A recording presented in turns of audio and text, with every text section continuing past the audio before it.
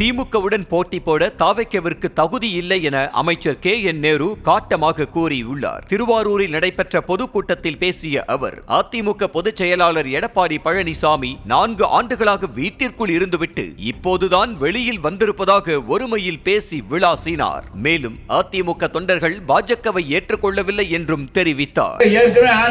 எடப்பாடி பழனிசாமி ஒவ்வொரு ஊராக செல்கிறார். இந்த அரசு என்ன செய்து விட்டது என்றெல்லாம் சொல்கிறார்கள். 10 ஆண்டு காலத்தில் செய்த காரியத்தை விட இந்த 4 ஆண்டு காலத்தில் நம்முடைய முதலமைச்சர் செய்திருக்கிறார். உங்களுக்கு நான் ஒரு எச்சரிக்கையாக சொல்ல விரும்புகிறேன். ஒரு காலத்திலே திமுக எதிர்த்து அதிமுக இப்படிதான் மாறி மாறி நம்முடைய தமிழ்நாட்டில் இருந்தது. ஆனால் இன்றைக்கு இன்னொருவர் வந்து சொல்கிறார், நாங்கள் எங்களோடு தான் நேரடியாக போட்டி என்றலாம். திமுகவோட போட்டி போட உனக்கு தகுதியே இல்லை தம்பி. நம்முடைய பாலுவோடு சொன்னது போல நீ வந்து நம்முடைய கலைவாளன் சொன்னார், நான் பார்க்குறேன் அப்படின்னு சொன்னார். நான் அப்படிலாம் சொன்னேன். நான் முதல் நாள் தான் வந்துட்டு போகிறான், நீ மறுநாள் அதே இடத்துல கூட்டம் போடுறேன்னா வானா அதை அடிச்சு காமிக்கிறேன். நான் அடிச்சு காமிச்சு. எனவே நான் இதை சொல்வதற்கான சும்மா இருந்தவனை கிளப்பிட்டீங்க. இனிமேல் அது மறுபடியும்